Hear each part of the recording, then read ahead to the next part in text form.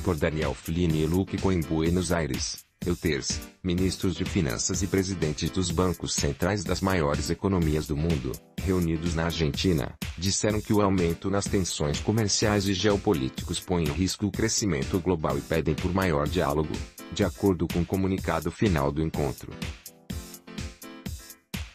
As conversas deste fim de semana em Buenos Aires vieram em meio a uma escalada na retórica do conflito comercial entre os Estados Unidos e a China, as maiores economias do mundo, que até agora impuseram tarifas de 34 bilhões de dólares em bens uns dos outros. O presidente dos USA, Donald Trump, aumentou ainda mais a tensão na sexta-feira ao ameaçar tarifar todos os 500 bilhões de dólares de exportações chinesas para os Estados Unidos, a menos que Pequim concorde com grandes mudanças em sua política de transferência de tecnologia, subsídios industriais e joint ventures. O comunicado observou que a economia global está crescendo e o desemprego se encontra em seu nível mais baixo em uma década, mas advertiu que o crescimento está se tornando menos sincronizado entre as principais economias. Os riscos de curto e médio prazo aumentam. Isso inclui crescentes vulnerabilidades financeiras, maiores tensões comerciais e geopolíticas, desequilíbrios globais e desigualdade e crescimento estruturalmente fraco, especialmente em algumas economias avançadas, disse o comunicado. Os ministros reafirmaram as conclusões dos líderes do G20 na mais recente cúpula em Hamburgo em julho passado, quando enfatizaram que o comércio é um motor do crescimento global e que os acordos comerciais multilaterais são importantes. Nós reconhecemos a necessidade de intensificar o diálogo e as ações para mitigar riscos e aumentar a confiança, disse o comunicado. Estamos trabalhando para fortalecer a contribuição do comércio para nossas economias. O texto mostra mais assertividade do que o comunicado emitido na reunião ministerial anterior, em março, que só havia observado que os líderes reconhecem a necessidade de mais diálogo. Aliados enfurecidos. Trump irritou os aliados europeus ao impor tarifas de 25% sobre a importação de aço e 10% sobre o alumínio, levando a União Europeia a retaliar com tarifas similares às motocicletas da Harley-Davidson, o uísque Bourbon da Kentucky e outros produtos. Trump, que frequentemente critica as tarifas de 10% sobre os automóveis na Europa, também está estudando a adição de uma taxa de 25% sobre as importações automotivas, o que afetaria fortemente a Europa o Japão.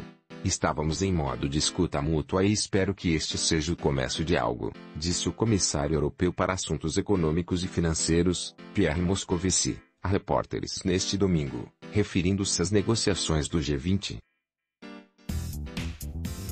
Mas ainda assim as posições não são semelhantes.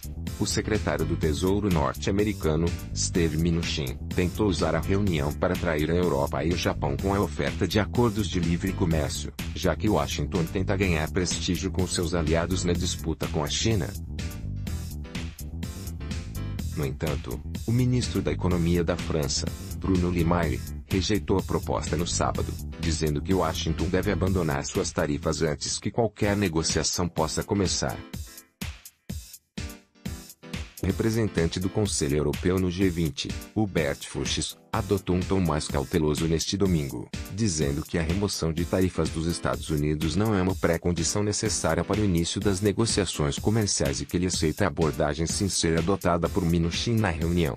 Até mesmo o secretário do Tesouro dos Estados Unidos diz que é a favor do comércio justo e livre, mas o problema é que os Estados Unidos compreendem algo diferente sobre um comércio justo e livre, disse ele. O ministro das Finanças canadense, Bill Morneau, disse que Mnuchin expressou no fim de semana uma meta para todos os países do G7 abandonarem todas as tarifas, barreiras não tarifárias e subsídios, que Morneau caracterizou como uma grande ideia e um objetivo ambicioso, mas difícil de executar.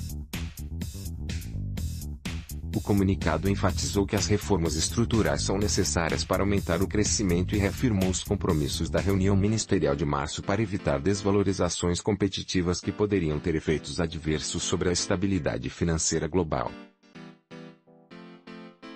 O comunicado observou que as economias de mercado emergentes estão agora mais bem preparadas para se ajustar aos choques externos, mas ainda enfrentam desafios de volatilidade do mercado e reversões de fluxo de capital.